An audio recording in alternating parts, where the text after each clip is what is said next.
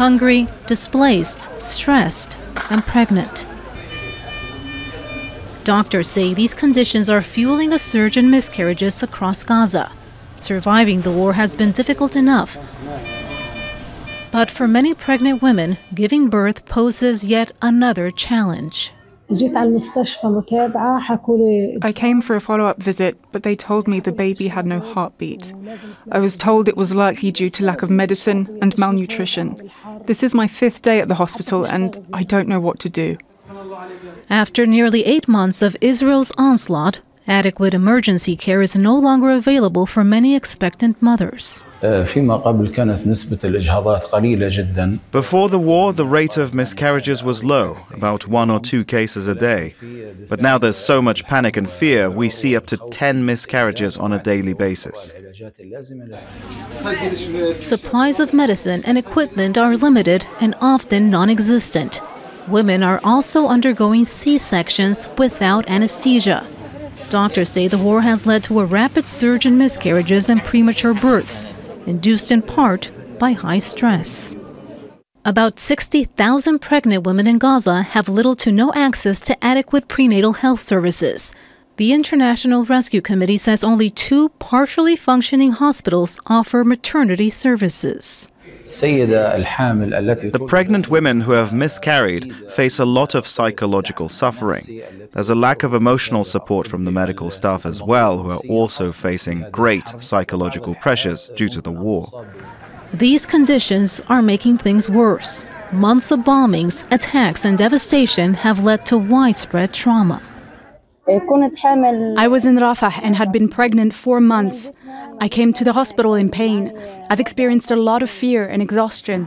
I myself had been caring for the sick and injured. I think this led me to miscarry. The war has created terrible conditions for Palestinians in Gaza, and now, increasingly, also for the unborn. Katia, Lopez-Hodoyan, Al Jazeera. Annika Flensburg is Head of Policy, Advocacy and Press at Kvinna till Kvinna, that's Woman to Woman Foundation. It's an advocacy group for women in conflict-affected areas, and she joins us now from Stockholm. Good to have you with us. Annika, your organisation is describing what's happening to women in Gaza as obstetric violence. I mean, these are strong words that you're using. They seem to be relevant. Can you give us more of an idea as to why you have labelled it this? Yeah. First of all, thank you so much for having us here at the show and for bringing up this really crucial area. And the Kvinna till Kvinna Foundation, we supported women's organization for 30 years in conflict-affected regions. And we have partners in Gaza for over 20 years. And what we are seeing now, I mean, there have been the reports about gender-based violence since the 7th and sexual-based violence since the 7th of October. But what we hear from our partners is this ongoing, everyday violence that women, pregnant women, are facing because of their pregnancy, because of hospitals are being bombed, about the indiscriminate, the ongoing bombardment, as we heard about from your news before here, and the ongoing displacement. And we see this as a form of gender-based violence as well towards and reproductive violence towards women who are, there's approximately 180 women who are giving birth every day in Gaza. And they are doing that under extremely dangerous and inhumane circumstances. And their children, of course, also the newborns are, of course, also under very ingrained danger. So we see the importance of acknowledge this as a form of gender-based violence and make it visible as well. And we heard there in that report that some C-sections are being performed without anaesthesia. I mean, that is unimaginable to most people. What have you heard about that, and how on earth women can cope with that?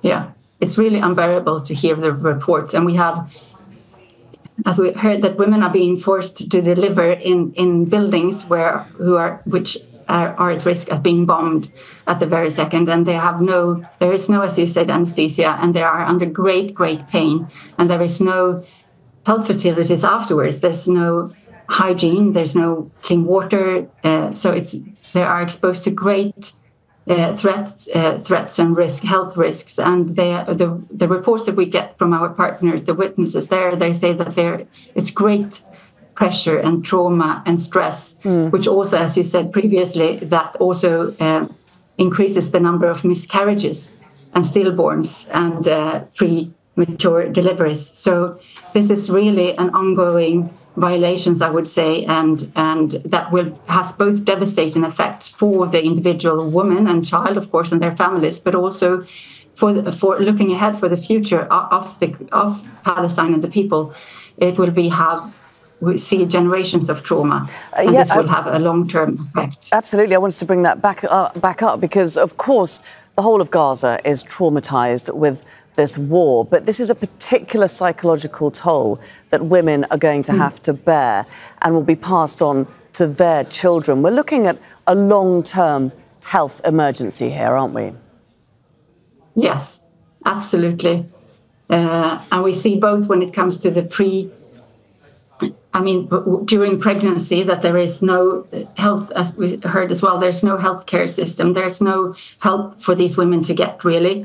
And during the delivery, there is under very difficult circumstances, and also after the delivery, if both the mother and child has survived, it's they also say that how should we provide for our children? How can I provide for my newborn? How can I give security and food? Because of course the other thing is malnutrition, as you said, that also Israel has been accused for using starvation as a weapon of war. And we know that there is a gendered impact on this, that mothers often give food to their children first, and pregnant women and women who are breastfeeding are really suffering here, and they can't provide for their children. So this has really long-term consequences. Indeed, it's a devastating circumstance and a terrible situation. Yeah. Annika Flensburg. Go on, just one last point. One last thing. I would also say that it's really important to both acknowledge this as gender-based violence, but also to see the incredible work done by local women's organizations that we support, for example, Women Affairs Center and Aisha, who are providing psychosocial support for these women in local communities. And they also need support because they know what the situation is like, and what the needs are. So I just wanted to give that message as well. Absolutely. Annika Flensburg, thanks very much for joining us there from Stockholm and helping us shed light on the situation for women in Gaza. Thank you very much for having me. Make sure to subscribe to our channel to get the latest news from Al Jazeera.